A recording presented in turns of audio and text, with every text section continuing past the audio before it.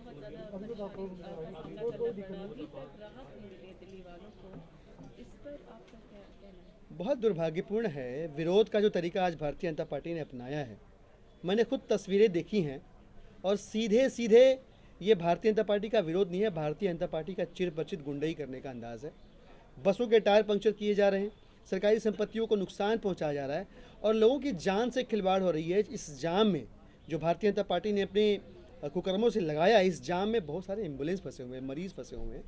मुझे लगता है कि भारतीय जनता पार्टी के नेतृत्व को आगे आके और इसका जवाब देना चाहिए कि ये किस किस्म की राजनीतिक शुचिता का परिचय दे रहे हैं। आपका विरोध, लोकतंत्र में विरोध अच्छी बात है, करिए आप। संवाद का स्थान होना चाहिए, विरोध की का एक तरीका होना चाहिए, सलीका होना चाहिए। भाजपा ने आज सारे तरीकों को, सारी शुचिता को ताक पे रख के और जो पूरी दिल्ली में उत्पात मचाया है, मुझे लगता है कि उसने भारतीय जनता पार्टी की जो गंदी नीयत है उसे सामने ला कर रख दिया, उसे उजागर कर दिया।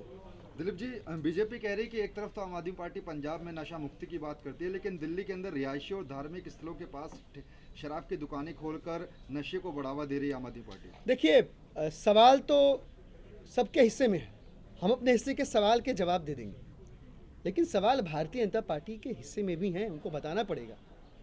लगभग 3,500 करोड़ रुपए की जो दलाली खत्म हुई है, मैं पूछना चाहता हूं भारतीय जनता पार्टी के नेतृत्व से कि 3,500 करोड़ की दलाली में से आपके किस किस नेता के जेब में कितना पैसा जाता था, पहले आगे आके बताओ।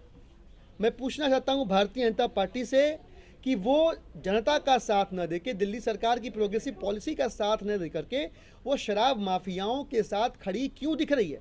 ऐसी कौन सी बाध्यता है, ऐसी कौन सी मजबूरी है कि भाजपा को शराब माफिया के साथ खड़ा होना पड़ रहा है? मैं भाजपा के नेताओं से पूछना चाहता हूं कि आज जो मरीज परेशान हुए दिल्ली के अंदर, जो एम्बुलेंसेज रोकी गई, बहुत सारे पेशे जो ऐसे लोग थे, जनता थी दिल्ली की, जिन्होंने कोविड के वैक्सीनेशन डोज की बुकिंग करा रखी थी, वो नहीं जा पाए अपनी जगहों पे, मरीज अस्पताल नहीं जा पाए, लोगों की जान से खिलवाड़ हुई। इसकी जवाबदेही कब तय करेगी? भाजपा को इन सारे सवालों के जवाब देने पड़ेंगे और मैं स्पष्ट करना चाहता हूं, ये सीधे सीधे अपनी जेब में, जो भाजपा की जेब में पैसा आने वाला था, वो रुक जाने की बौखलाहट है।